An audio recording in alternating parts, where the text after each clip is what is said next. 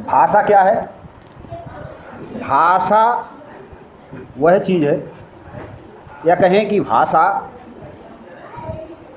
के माध्यम से हम अपने विचारों को व्यक्त करते हैं और दूसरे के विचारों को समझते हैं। जैसे आपने कभी सुना होगा पंछियों की भाषा, जानवरों की भाषा, मनुष्यों की भाषा। मनुष्यों की भाषाओं में भी हिंदी भाषा, अंग्रेजी भाषा, कन्नड़ भाषा, कई प्रकार की भाषाएं हो सकती हैं। लेकिन भाषा का प्रमुख उद्देश्य यही होता है कि हम अपनी बात, हम अपने उद्गार, अपने विचार दूसरों को बता सकें। वही भाषा है। और उसमें भी सब भाषाओं में सबसे प्रमुख भाषा जो बताएगी वो है प्रेम की भाषा। जैसे कि एक कुत्ता है, आप उसको प्रेम से उसको जो है पुचकारते हैं तो वो आपके पास आ जाता है।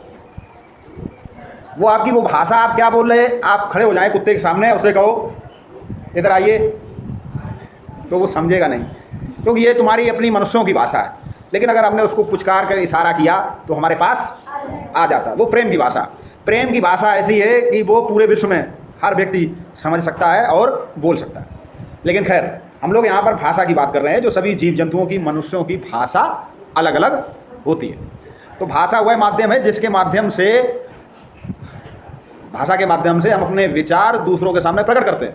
अब कुत्ते के सामने भी हमने अपने विचार प्रकट किए कि हम तुमको मारेंगे नहीं, हम तुमको मारेंगे नहीं। वहाँ हमने प्रेम की भाषा प्रयोग की, कुत्ता भाई समझ गया। मनुष्यों के बीच भी प्रेम की भाषा होती है। छोटा बच्चा जो हमारी भाषा नहीं समझ सकता, वो भी प्रेम की भाषा समझता है।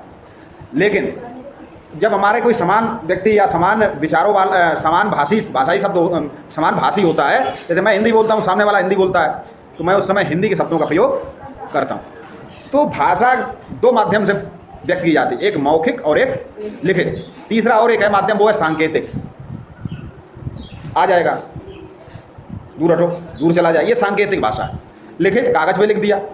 लिखित भाषा ऐसी होती है, यहाँ से हजारों लाखों वर्ष पहले भी कोई व्यक्ति था, उसके जो विचार थे उन्हें आज हम पढ़ सकते हैं, जान सकते हैं। बोल तो नहीं सकता हमारे सामने, या फिर ऑडियो विजुअल, वो भी हो सकता है, किसी बहुत पुराना वीडियो हो, लेकिन वो भी, उसमें भी या तो वो लिखेगा या बोलेगा या संकेत व्यक्त करेगा। अब जो भाषा होती है उसमें जब हम अपने विचार प्रस्तुत करते हैं, बोलते या लिखते हैं, तब हम शब्दों का प्रयोग करते हैं। शब्द कैसे बनता है? वर्डों से, वर्ड से, अक्षरों से। अक्षर क्या? जिसका अवक्षरण नहीं हो सकता, जैसे क। अब का को और ज़्यादा तोड़ा नहीं जा सकता, ला को और ज़्यादा नहीं तोड़ सकते, ये अक्षर है, अक्षर या वर्ड। और इनको मिला के हम शब्द बना लेते हैं। शब्द सार्थक शब्द होते हैं, एक निरर्थक। जैसे हमने कहा पानी दे दो, तो सार्थक शब्द है पानी। हमने कहा पानी सानी कुछ नहीं पिएंगे, तो पानी तो समझते हैं, सानी कोई शब्द नहीं, ये निरर्थक शब्द है, इसका हम प्रयोग करते हैं। अब जो सार्थक शब्द हैं वो दो प्रकार के होते हैं, वही हम पढ़ाने जा रहे हैं। जो शब्द सार्थक शब्द होते हैं वो दो प्रकार के होते हैं। अच्छा, व्याकरण क्या होता है? शब्दों को समझने से पहले हम व्याकरण समझ लें।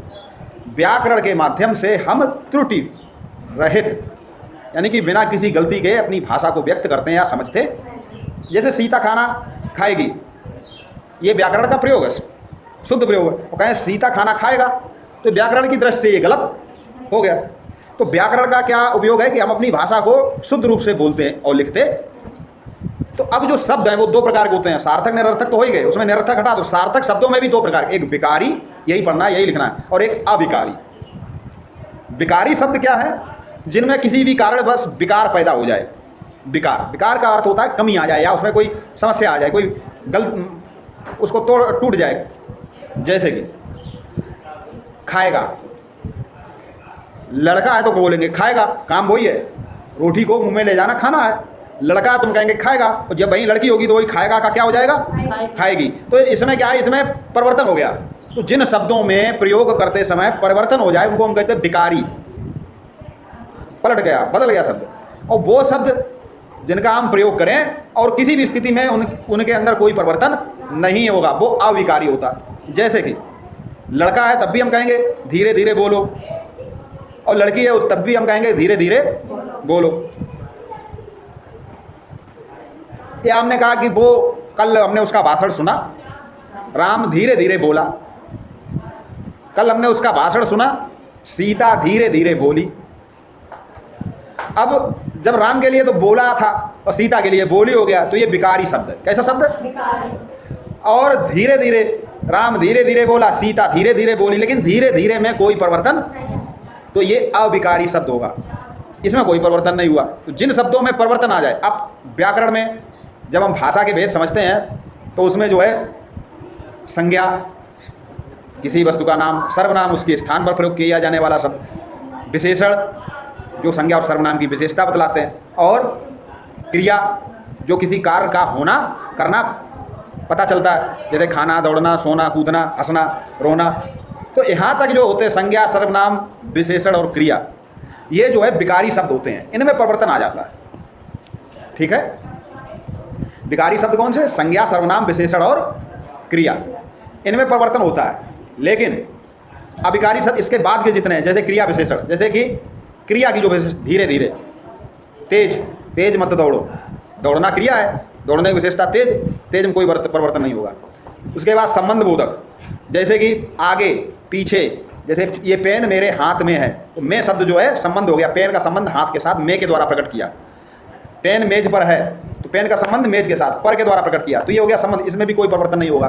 चाहे पेन हो चाहे किताब हो, पर ही प्रयोग होगा। इसी तरह समुच्चय बोधक, किंतु, अथवा, और, इसमें भी कोई परिवर्तन नहीं। विस्मय बोधक, जैसे हाय, आहा, छी, लड़का हो से लड़की, छी बहुत गंदा लिख रही हो, छी बहुत गंदा लिख रहे हो, कोई परिवर्तन नहीं हुआ छी में। ठीक है, आह, वाह बहुत अच्छा है, आम खाया, आह बहुत अच्छा है, गाजर खाई, आह बहुत अच्छी है। तो आह में कोई परिवर्तन नहीं हुआ। तो विकारी और अविकारी इसको समझ लें।